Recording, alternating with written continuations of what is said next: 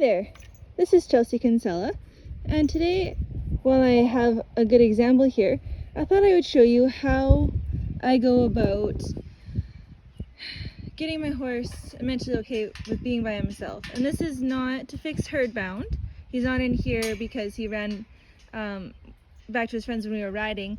This is more so that if you have to go down the road or something and Hey there, this is Editor Chelsea. Now that I have a neat new computer to help me with this and it's not just off of my phone and I just wing it.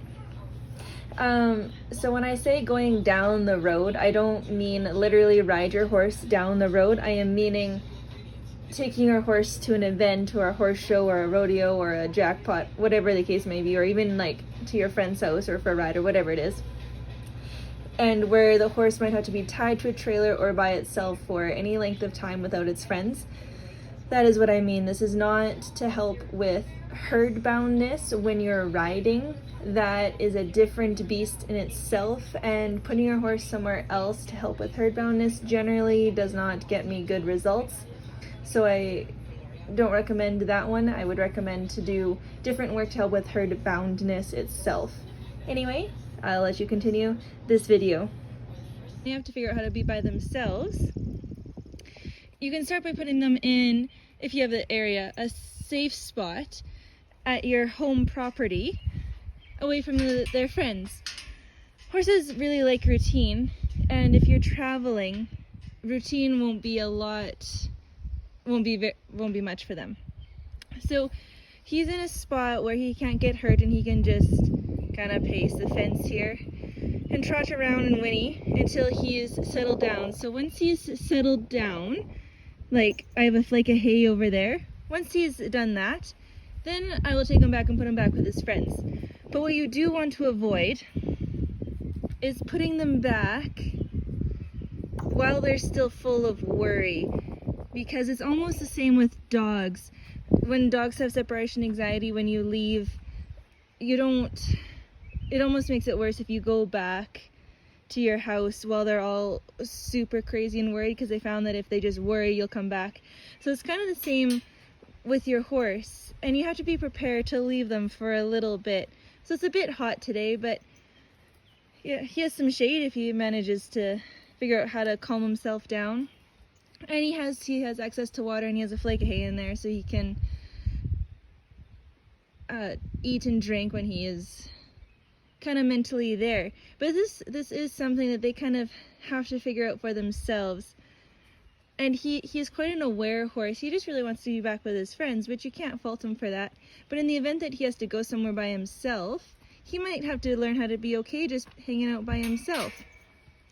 And so he might be in here for, I'm not sure. It'd have to be up to him to tell me how long he's going to be in here. I would not do this though if your horse is going absolutely full mental, like if they're thinking about jumping a fence or something. And I would always keep an eye on them. In the event that they do get too worked up, I would maybe put a line on them and try to bring them back down to a manageable state, because you don't want them getting hurt, obviously. So make sure it's in a safe area, or if they get to running or something, like the fence is safe and sound. So anyway, this is what I'm doing with this guy, just because I noticed today he was being, he really wanted to get back to his friends. Again, not when I was riding him. This is not to fix herdboundness when riding. That's a separate issue. This is just so that he could be mentally okay by himself. And you can see he's just kind of pacing here. He's looking at me. You could also, Warwick Schiller has a really good video on this if your horse is really quite bad at it. He's been by himself before, so he doesn't do this once he's calmed down a little bit.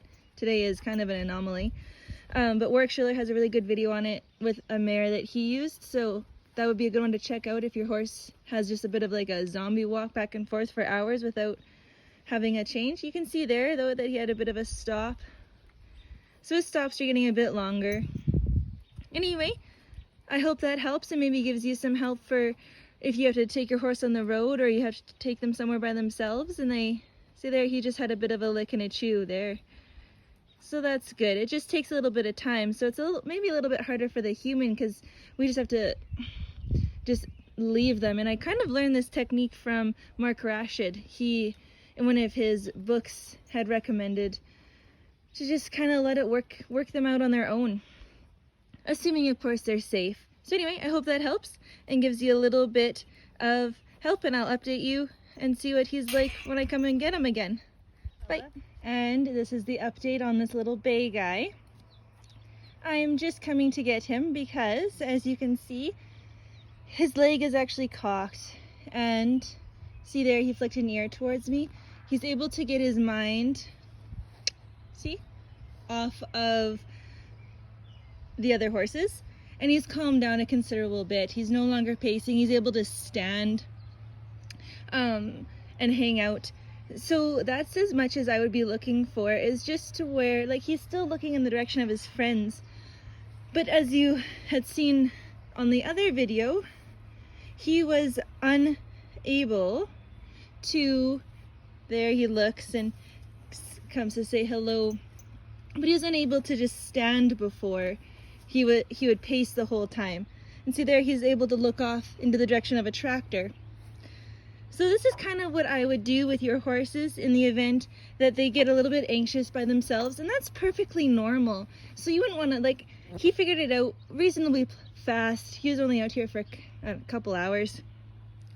So it's kind of a good little time frame versus your first time where he has to be alone. He's in a new environment, he has no friends, and you just leave him there. It's a lot more worrying than if he can kind of hang out. Like, he's been in this pen before, he hasn't left the property, he can still hear his friends, and he's able to just calm down a little bit versus take him to a new situation and expect him to simmer down right away. So it might be a good way to help your horses get used to traveling, and I hope this helps. I'll talk to you soon.